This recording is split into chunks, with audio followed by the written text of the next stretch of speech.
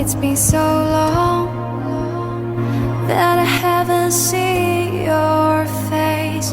I'm trying to be strong, but the strength I have is washing away. It won't